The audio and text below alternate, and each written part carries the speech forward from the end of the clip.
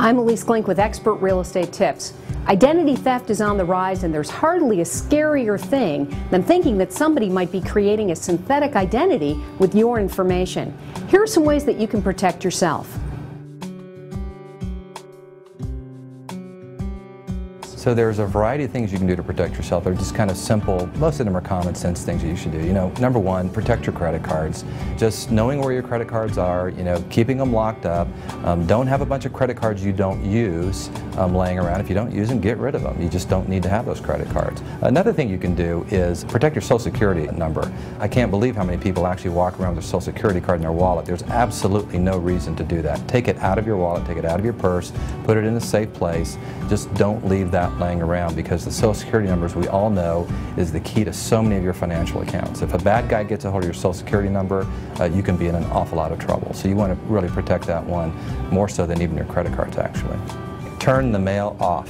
That's what I tell people to do, because the mail is one of the most vulnerable pieces of identity theft that you can possibly have. If you get all that information online, you do two things. One is you limit access to the information between you and the lender. The second thing, it's a good green thing. You're not printing paper and not wasting paper, and that's a good thing for everybody. So I absolutely encourage people to go electronic, do it all online. I know there's a lot of people that are concerned about online. Is it secure? It's totally secure if you manage the online experience correctly. Another thing you can do to protect your information, and you should always know this, is where you work. What is your employer doing with your information? Many years ago, we were all comfortable with giving our employers Social Security numbers and seeing Social Security numbers printed on internal documents and used for internal record keeping.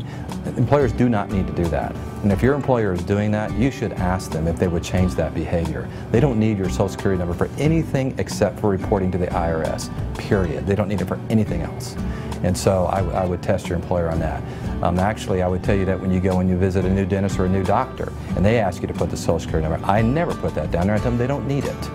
According to the Fair Credit Reporting Act, you're entitled to one free copy of your credit history from each of the 3 credit reporting bureaus, Equifax, Experian, and TransUnion, once a year.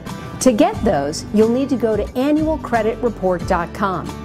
If you want to go any further, you'll need to think about paying for a credit monitoring service that offers some identity theft protections.